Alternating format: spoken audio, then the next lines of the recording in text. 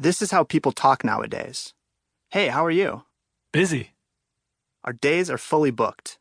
Monday. Busy, busy, busy, busy, busy, busy, busy, busy. Tuesday. Busy, busy, busy, busy, busy, busy, busy. Wednesday. Busy, busy, busy, busy, busy. Thursday. Busy, busy, busy, busy, busy, busy, busy, busy, busy. Friday. Busy, busy, busy, busy, busy, busy. All day, our phones never stop. 37 people like your post. 489 new emails. Breaking news. Now it's 593 new emails. And by evening, we're almost too tired for Netflix. Do you ever look back and wonder, what did I really do today?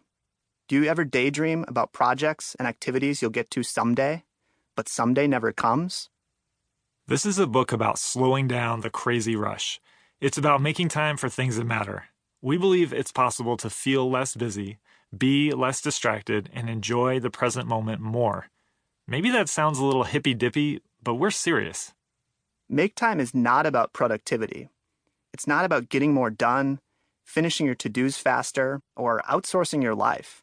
Instead, it's a framework designed to help you actually create more time in your day for the things you care about.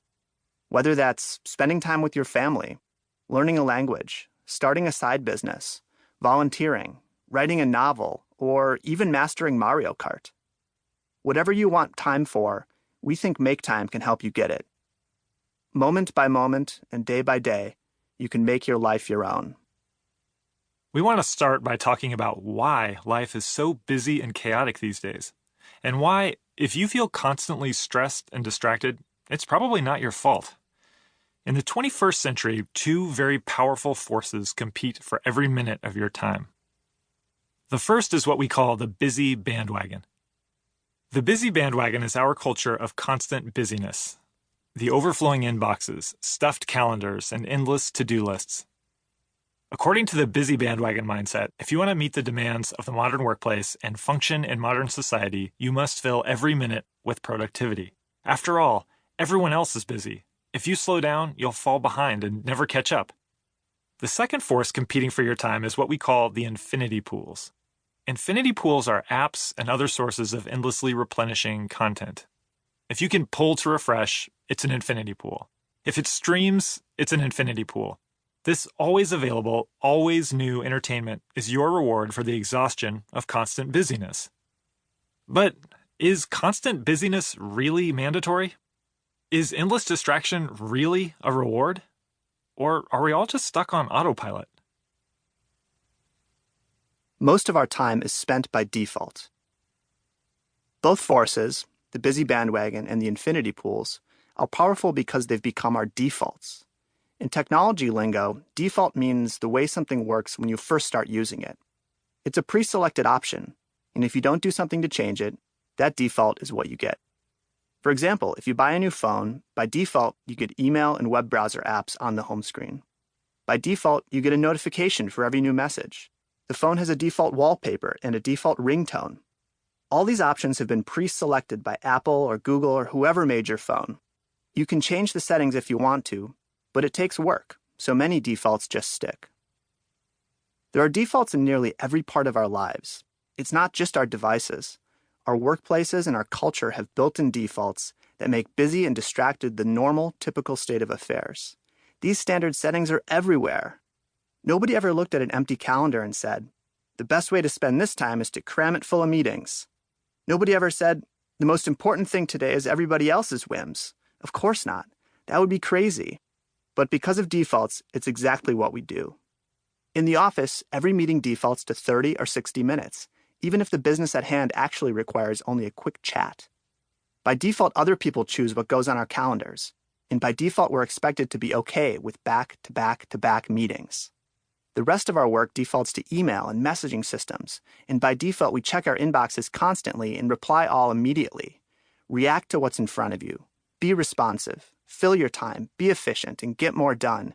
These are the default rules of the busy bandwagon. When we tear ourselves away from the busy bandwagon, the infinity pools are ready to lure us in. While the busy bandwagon defaults to endless tasks, the infinity pools default to endless distraction.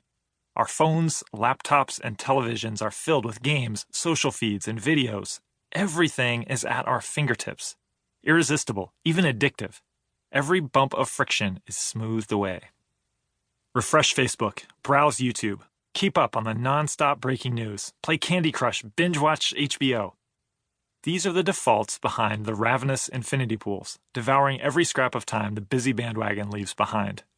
With the average person spending 4+ hours a day on their smartphone and another 4+ hours watching TV shows, distraction is quite literally a full-time job. There you are in the middle, pulled in opposite directions by the busy bandwagon and the infinity pools. But what about you? What do you want from your days and from your life? What would happen if you could override these defaults and create your own? Willpower isn't the way out. We've tried to resist the siren song of these forces ourselves, and we know how impossible it can be. We also spent years working in the technology industry, and we understand these apps, games, and devices well enough to know that they eventually will wear you down. Productivity isn't the solution either. We've tried to shave time off chores and cram in more to-dos. The trouble is there are always more tasks and requests waiting to take their place. The faster you run on the hamster wheel, the faster it spins. But there is a way to free your attention from those competing distractions and take back control of your time. That's where this book comes in. Make Time is a framework for choosing what you want to focus on, building the energy to do it, and breaking the default cycle so that you can start being more intentional about the way you live your life. Even if you don't completely control your own schedule, and few of us do, you absolutely can control your attention.